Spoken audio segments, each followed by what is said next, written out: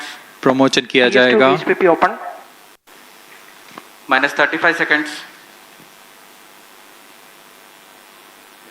Minus 30 seconds. Real-time programs activated. Minus 25 seconds. PS2 VSPP open. Down. Minus 15 seconds. 10, 9, 8, 7, 6, 5, 4, 3, 2, 1, 0. Plus 5 seconds. Lift off normal. P1 tracking. P3 tracking. Magnificent lift-off of PSLV C-57 with Aditya L1 on board. Plus 15 seconds. PSLV C-57 का सफल उत्थापन और इसके साथ 20 seconds. प्रथम भारतीय सौर अंतरिक्ष यान निकल चुका है सूर्य के Plus तेज से 25 विज्ञान को प्रकाश करने। Air lead strap on ignited. इसके साथ ही Plus एक और 30 कदम seconds. है अंतर्ग्रहीय सफर में भारत की उपस्थिति सिद्ध करने का। आप देख रहे हैं PSLV C-57 प्रथम चरण पूरी तरह सामान्य। The rocket flying forth, following nominal trajectory and developing nominal thrust. The bright fumes against a clear midday Shut sky. one is in main auto. A rocket launch is more than just a sight to behold. First The stage roaring performance sound and the normal. vibrations that we can feel Shut here. one is in main Adding to this, the thrill are just amazing. Ground-lit and air-lit strap-ons operating together with the first stage S-139. Ground lead strap on separated. जैसा कि निर्धारित है ground lead strap on को separate कर दिया गया है Performance normal. और प्रथम चरण का निष्पादन सामान्य है। इस घटनाक्रम में अगला एयर लेड स्ट्रैप ऑन को यान से पृथक कर दिया जाएगा। Air lead strap on separated. जी हाँ, इसकी भी पुष्टि हो गई है।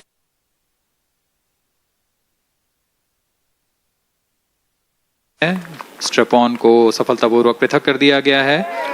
We are 100 seconds past the launch time. The ground-lit and air-lit strap-ons have been separated. S-139 motor still thrusting. S-139 First stage 110 separated. Second के प्रज्वलन Second काल के stage पश्चात उसे started. भी Closed पृथक loop कर दिया गया guidance है। initiated. Plus 2 minutes. द्वितीय चरण जो कि तरल नोदक पर आधारित चरण है, इसका प्रज्वलन शुरू हो चुका है और वर्तमान में प्रणोद Second उत्पन्न stage कर रहा है। performance normal. The launch vehicle is at an altitude of 73 kilometers. First stage has been separated. Second stage has begun its operation and the closed loop guidance has been initiated. According to the announcement by Range Operations Director, PS2 is developing nominal thrust. PS2 41 ton के तरल नोदक पर आधारित चरण है। इसमें विकास engine द्वारा 800 kilo Newton का प्रणोद उत्पन्न होता है और इसका प्रज्वलन काल लगभग 150 सेकंड का होगा। Shar and Port Blair tracking stations presently acquiring signals. Flight path closely matching the prediction. Plus 3 minutes. वर्तमान में यान क्लोज लूप गाइडेंस के अंतर्गत है। Second stage performance normal. यान की ऊंचाई 106 किलोमीटर तथा सापेक्ष गति 3 किलोमीटर प्रति second. The velocity addition in PS2 regime is going to be from 2 kilometers per second to 4.9 kilometers per second. Payload fairing separated. The payload fairing covering the Aditya L1 spacecraft has been separated. The current altitude of the launch vehicle is 118 kilometers. Relative velocity exceeding 3.8 kilometers per second. जी हाँ, यान अब घने वातावरण से बाहर जा चुका है, इसलिए ऊष्मा कवच की जरूरत नहीं रह जाती है और इस कारण इसे Plus 4 यान से पृथक कर दिया जाता है। Second stage performance normal.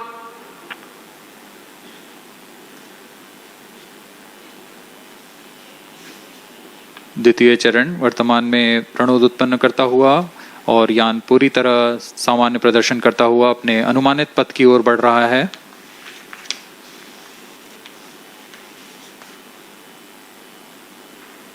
Second stage separated, third stage ignited. द्वितीय चरण को भी सफलतापूर्वक यान से पृथक कर दिया गया है उसके प्रज्वलन Third stage काल समाप्त होने पर। normal. और तृतीय चरण जो कि ठोस नोदक पर आधारित चरण है इसका प्रज्वलन शुरू हो चुका है। We are close to 5 minutes past the launch time.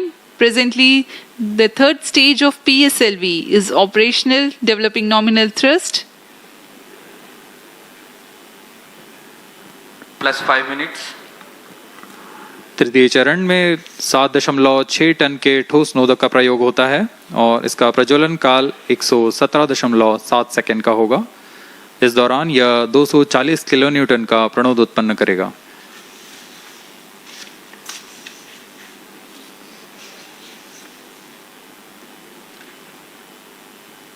वर्तमान में यान की ऊंचाई 134 Third किलोमीटर stage performance तथा normal. सापेक्ष गति 5.96 किलोमीटर प्रति second.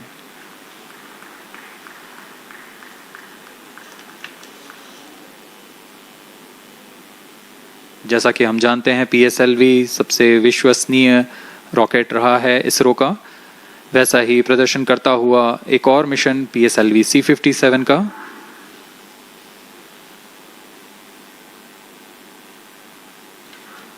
For the present mission, after PS3 completes Plus its 6 burn minutes. duration, a coast phase of 200 seconds will follow, in which the rocket will continue to be steered while there is no development of thrust.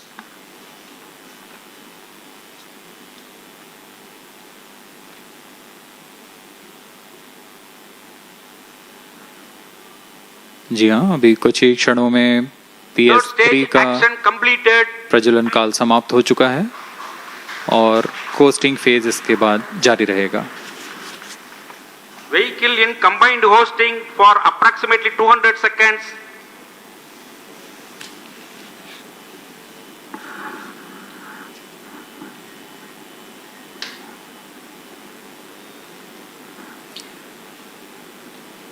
Unique to this mission, the Vehicle PS4 performance normal. will start twice at pre-designated times Plus and 7 duration. minutes. The multiple start capability of PS4 will be utilized very aptly to achieve the argument of perigee of 346.6 degrees, which is very crucial for this mission. The commencement and duration of PS4 burns enable achieving this orbital parameter.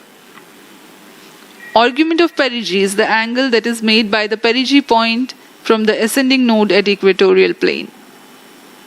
AOP exceeding 300 degrees is helpful in mission planning to achieve halo orbit around L1 with minimal propellant expenditure.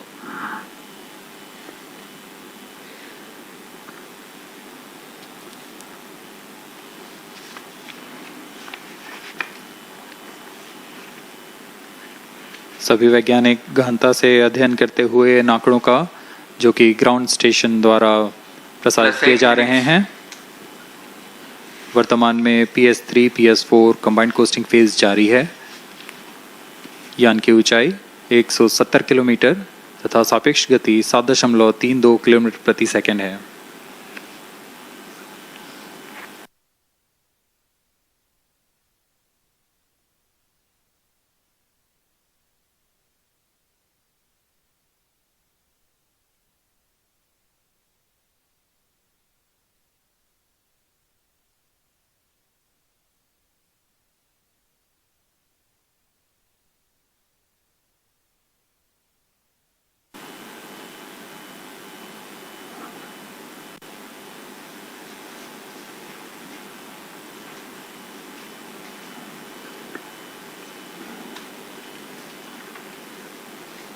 Vehicle performance normal.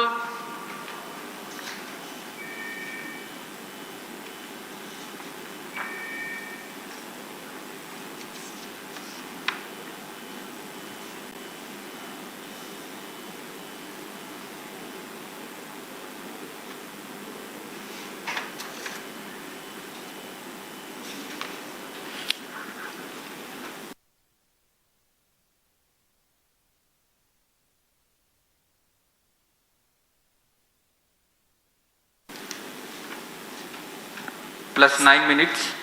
Speaking a few words about the Aditya L1, describing the sun, Indian Vedas have said, Yesha Bhagavan Manirakasha Mandalasya Chakravarti Khechara Chakrasya Deepako Brahmanda Bhandasya Asayeva Charkarti Bharvati Charhati Jagat. This mighty jewel, the light of eastern sky, who generates, operates and destroys the universe, while the energy of sun, after having filtered by the atmosphere, is available for the sustenance of earth, the explosive phenomena in sun and the solar flares are a cause for concern to the spacecraft and human space missions. The vantage point for such observations is a place in between the sun and earth. Third stage separated. Now we have a successful separation event of the third stage of Separated PSLV. hosting. It is approximately 900 seconds. Plus 10 minutes.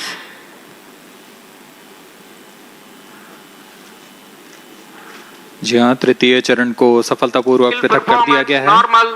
और अब PS4 costing phase पर है। इस दौरान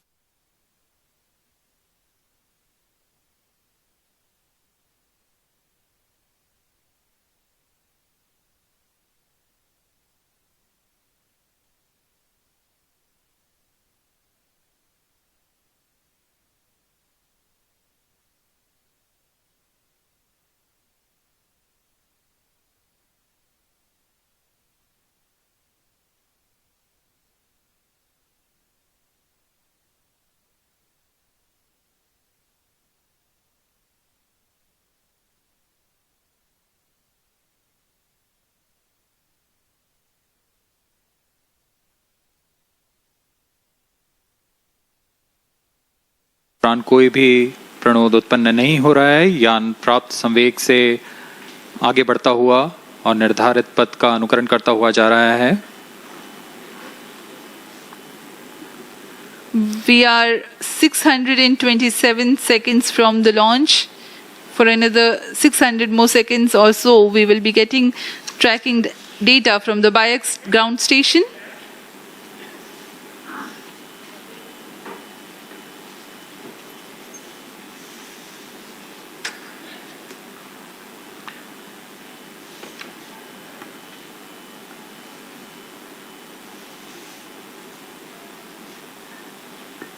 यह costing phase लगभग 900 second का होगा। इस दौरान हम आपको कुछ जानकारी देते हैं।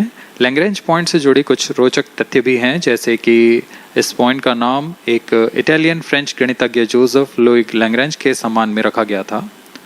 उन्होंने 1972 में इसे अपनी तकनीकी प्रपत्र जनरल 3 बॉडी प्रॉब्लम में वर्णित किया है, लेकिन इससे पहले भी 3 पॉइंट L1, L2 और L3 को खोजने का श्रेय स्विस गणितज्ञ लेनार्ड आयलर को जाता है।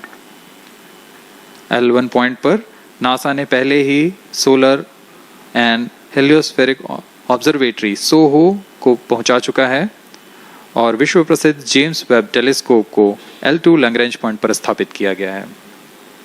L1 की पृथ्वी से सूर्य की दिशा में दूरी लगभग 15 लाख किलोमीटर है और इसे हम एस्ट्रोनॉमिकल यूनिट में 0.01 एस्ट्रोनॉमिकल यूनिट कह सकते हैं। यह पृथ्वी से सूरज की दूरी का केवल 1% है।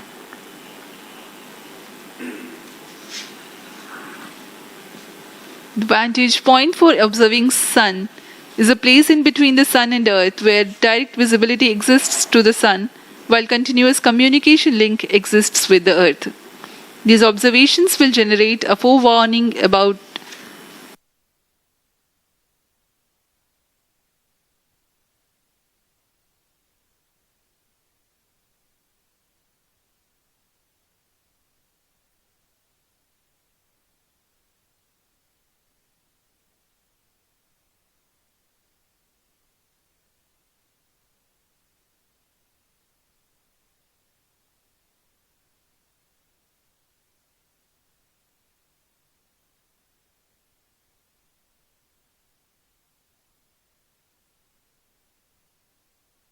पहुंचती है तो वह वही बनी रहती है, क्योंकि लैग्रांज पॉइंट पर 2 बड़े द्रव्यमानों का गुरुत्वाकर्षण खिंचाव बराबर हो जाता है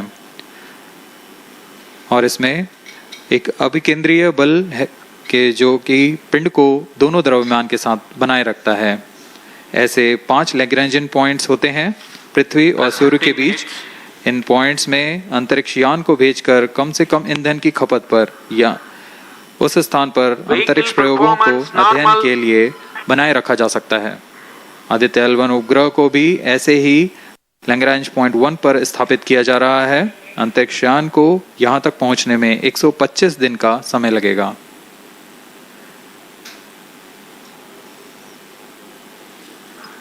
इस लैग्रेंजियन पॉइंट्स के कुछ फायदे होते हैं, जैसे हम यहाँ आदित्य L1 के बारे में बात कर रहे हैं तो यह अंतरिक्ष यान लैग्रेंजियन पॉइंट 1 के पास जाएगा और यह ऐसा पॉइंट है जहाँ से सूर्य को बिना किसी ग्रहण या रुकावट के निरंतर देखा जा सकेगा और अध्ययन किया जा सकेगा। दूसरा फायदा यह कि विभिन्न मापन या विश्लेषणों के लिए किसी भी तरह की रुकावट या कमी नहीं आएगी। वायु न होने की वजह से इससे दूर तक स्पष्ट देखा जा सकेगा। लैग्रेंज पॉइंट पर इस वेधशाला को रखने का मुख्य कारण यह भी है कि यहाँ उपग्रह लगभग स्थिर रहेगा और उपग्रह के अभिवृद्धि नियंत्रण के लिए अधिक ईंधन की आवश्यकता नहीं होगी।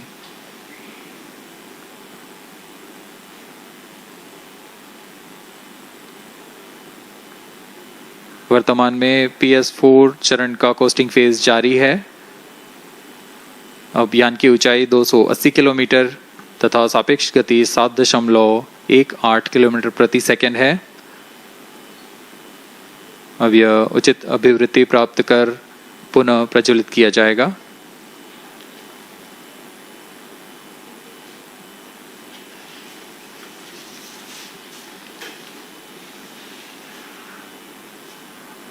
Vehicle performance normal.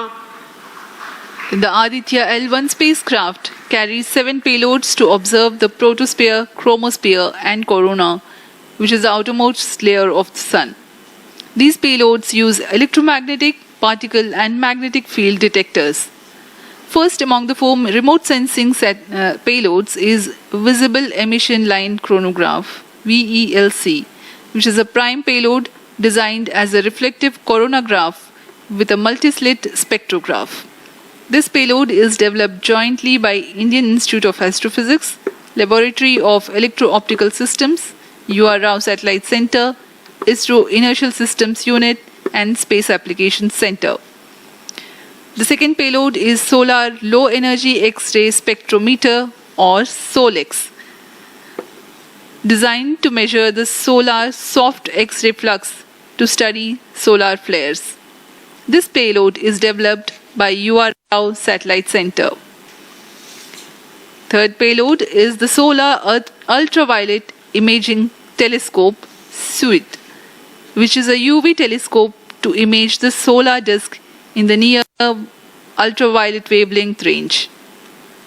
The payload is developed by Inter-University Center for Astronomy and Astrophysics, Pune, LEOS, URSE, and IISU. The fourth payload is High Energy L1 Orbiting X-ray Spectrometer or HELIOS, developed by URSE. Is a hard X-ray spectrometer designed to study solar flares in high energy X-rays. The fifth payload is the one which is meant for in situ observations. This is Aditya Solar Wind Particle Experiment, or otherwise called as ASPEX, which comprises of spectrometers to measure low energy particles and high energy ions. This payload is developed by Physical Research Laboratory.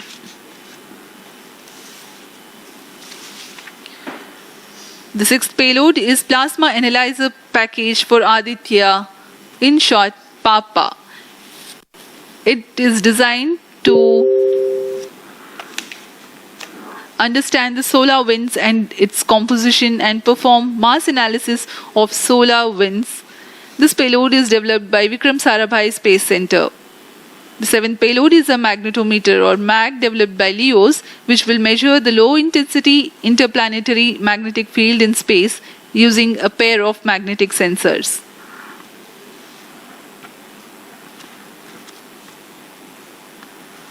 जी हाँ, Aditya L1 उपग्रह में नित भार के बारे में जानते हुए इसमें सुदूर संवेदन नितभार हैं और यथास्थिति प्रेक्षण नितभार लगे हुए हैं।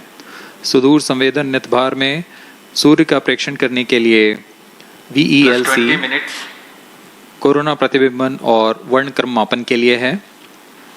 सोलर अल्ट्रावायलेट इमेजिंग टेलीस्कोप जो कि संकीर्ण और ब्रॉडबैंड फ्रीक्वेंसी में फोटोस्फीयर और क्रोमोस्फीयर प्रतिबिंबन, यह पैराबैंगनी प्रतिबिंबन टेलीस्कोप है।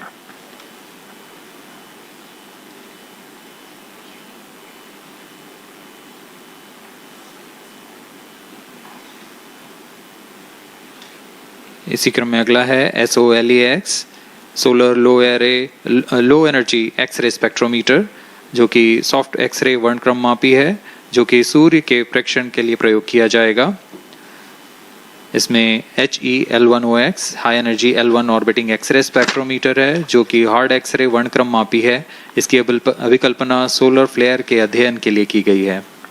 यथास्थिति नितभार में Aditya solar wind particle experiment, इसका उद्देश्य है सोलर पवन, सौर पवन में भारी आयंस, प्रोटॉन्स और अल्फा पार्टिकल का विश्लेषण करना। अगला है plasma analyser package for Aditya. यह भी सौर पवन में उपस्थित कणों में इलेक्ट्रॉन और भारी आयंस की दिशा के साथ विश्लेषण करने के लिए इसे बनाया गया है। Advance triaxial high resolution digital magnetometer, इसे त्रिअक्षीय चुंबकीय क्षेत्र के यथास्थिति मापन करने के लिए बनाया गया है और ऐसे 2 समुच्चय लगे हुए हैं इस उपग्रह में।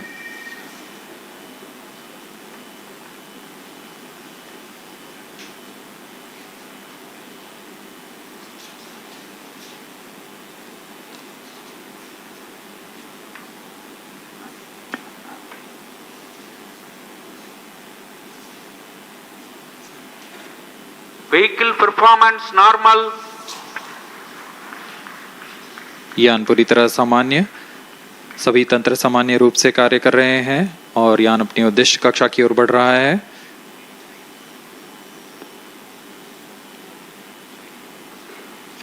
आदित्य L1 के नितभार इसरो व अन्य वैज्ञानिक संस्थानों के साथ मिलकर तैयार किए गए हैं।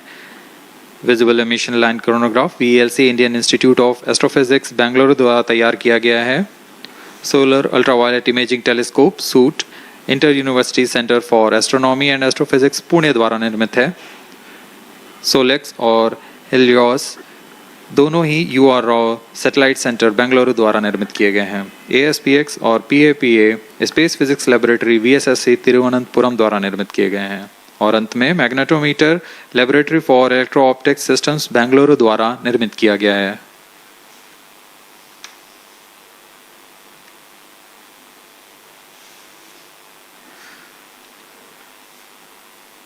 यह कोस्ट फेज